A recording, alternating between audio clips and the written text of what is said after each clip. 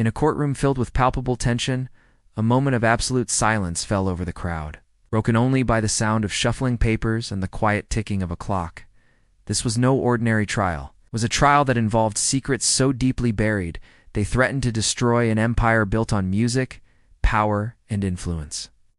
At the center of it all was none other than the once untouchable Sean Diddy Combs, and for the first time, Diddy's own children, Leela, Jesse, and Chance, were in attendance. They were here, on their father's orders, to lend their emotional support. But what they were about to witness would break their hearts and change their lives forever. Diddy, known for his cool demeanor and unshakable control, was about to face something he had never encountered, his family confronting the very system that had been the foundation of his legacy. As the trial unfolded, it became clear that the truth was more devastating than anyone could have anticipated. For the first time since the scandal erupted, Diddy's family took their places in the front row of the courtroom, just a few feet away from the witness stand. Delilah, Jesse, and Chance, Diddy's 3 daughters from different mothers, sat side by side, their expressions a mix of resolve and dread. Their presence was a powerful symbol of family unity, but it also signified a deeper, unspoken conflict. What would they discover about their father's hidden life? What truths would they have to face about the man they had always looked up to? Their clothing, simple but elegant, radiated an unanticipated maturity.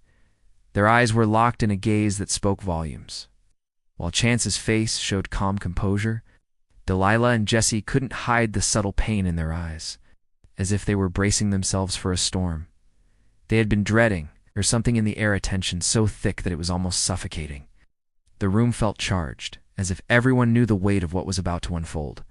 The room fell silent as the prosecutor, Rachel Harper, rose from her seat. Her voice was deliberate and commanding, cutting through the air as she addressed the court. "We request permission to play evidence that will shed light on the dark world of Sean Combs," she said, her eyes locking onto Cassie Ventura, who sat on the witness stand, her hands trembling slightly, but her resolve unwavering.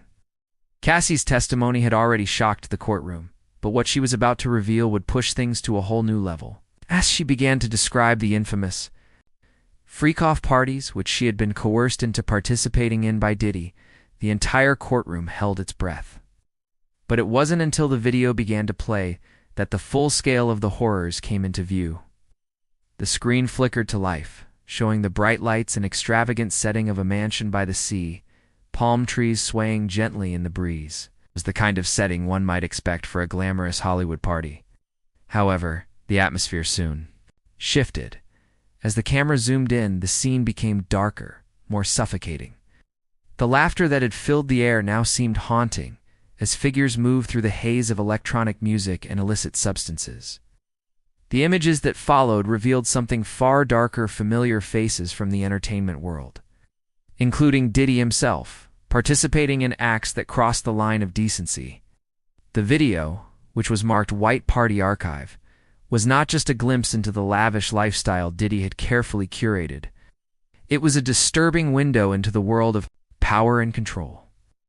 Cassie had long described these gatherings as Diddy's way of maintaining his grip over those who dared to step into his orbit. But the video was the proof, the undeniable evidence that confirmed what she had been saying all along. The courtroom silence grew heavier as the camera zoomed in on a figure who had once been an integral part of Diddy's life, Kim Porter, the mother of Delilah and Jesse, who had tragically passed away in 2018. There she was, her face vacant, her body slumped in a way that suggested she wasn't fully aware of what was happening. Her appearance in the video was chilling, a stark contrast to the vibrant, independent woman the world had known her to be. For Delilah and Jesse, this moment was unbearable. Their mother, whom they had always viewed as the anchor of their family, was now seen in a compromising position, one that they could never have imagined. Delilah's hand shot up to her mouth, her eyes filling with tears. She turned to her sister Jessie, who was already shaking, her face pale as a ghost. Without a word, they both stood and fled the courtroom, leaving their seats empty and their hearts shattered. The room was left in stunned silence. The video had not only exposed Diddy's dark world, but it also forced his children to confront the possibility that their mother, Kim Porter, had been drawn into that same world. Questions arose: could her death, which had been officially ruled as pneumonia, have been something more sinister? Was she silenced to protect Diddy's secrets? Chance, Delilah, and Jesse. The silent struggle. As Delilah and Jesse fled the courtroom, Chance remained seated, her gaze fixed on the screen. But unlike her sisters, Chance did not show signs of the same emotional collapse.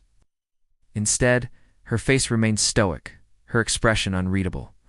Some in the courtroom began to speculate, had Chance already known about her father's actions, or was she merely hiding her true feelings behind a mask of composure? Justin, Diddy's eldest son, watched with a similar detachment. He too had grown up in the shadow of his father's empire, but unlike Chance, Justin had always been a keen observer. Learning to navigate the intricate power dynamics that defined his father's world. He was not the vulnerable child of Kim Porter. He was a product of Diddy's ruthless world, and he had learned to play the game. Now, as the trial unfolded, he stood poised to take control of the family's legacy. The power of manipulation. Diddy's role in the freak-offs. Cassie's testimony took a deeper, darker turn as she described the lengths to which Diddy would go to maintain his grip on those around him. She described how he had orchestrated these freak-off parties, where he controlled every aspect what people wore, how they behaved, and even the substances they consumed. He was not just a participant, he was the puppeteer, pulling the strings and forcing those around him to comply with his every demand.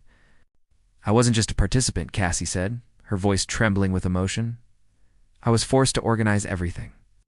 From recruiting people to making sure they arrived at the right time, I was a part of it. But I didn't want to be." Her admission sent shockwaves through the courtroom. It wasn't just that Diddy had manipulated Cassiette, was the fact that he had used her to bring others into his world, using fear and control to trap them. "He had videos of us," Cassie continued, her voice choking, said those videos were his insurance. "If we didn't do what he wanted, he'd make them public and ruin our lives." The dilemma. Loyalty versus truth. As the trial continued, the stakes grew higher. Diddy's empire, once thought to be unbreakable, was beginning to show cracks.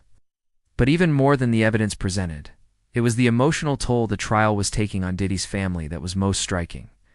For the first time, his children were confronted with the truth of their father's actions, his manipulations, and the web of deceit that had kept them in the dark for so long. Chance, Delilah, and Jesse were no longer just his daughters. They were part of the larger narrative, forced to grapple with the same questions that the public had been asking for years. Had they been complicit in their father's world, or had they been victims too? The weight of that decision was almost too much to bear, unraveling the public's growing suspicion. As the trial reached its climax, the public's opinion was divided. Some rallied behind Cassie, supporting her brave decision to speak out and expose the truth about Diddy's world. Others questioned why it had taken so long for her to come forward, what had kept her silent all these years. But the one thing that was undeniable was the growing suspicion that Diddy had been more than just a manipulative mogul. He was the mastermind of a system that had destroyed lives for decades. The trial was no longer just about Diddy, it was about the entire system that had enabled him. The power players in the entertainment industry who had allowed him to operate with impunity were now in the spotlight. And the question remained, who else was complicit? The future of the Combs family and Diddy's legacy? As the courtroom drama continued to unfold, it was clear that the Combs family was no longer the united front it had once been. The daughters, once seen as loyal supporters of their father, were now torn between love and the painful realization that their father's empire was built on lies, manipulation, and abuse. As the trial continued, the world watched with bated breath. The saga of Diddy, once a symbol of success and power, was quickly unraveling. But more than the fate of Diddy himself, the world was watching how the Combs family would navigate this moment. Would they continue to support him, or would they finally break free from the legacy of power that had ensnared them all? The answers were unclear, but one thing was certain: the truth was finally coming to light. And no one, not even Diddy, could stop it now.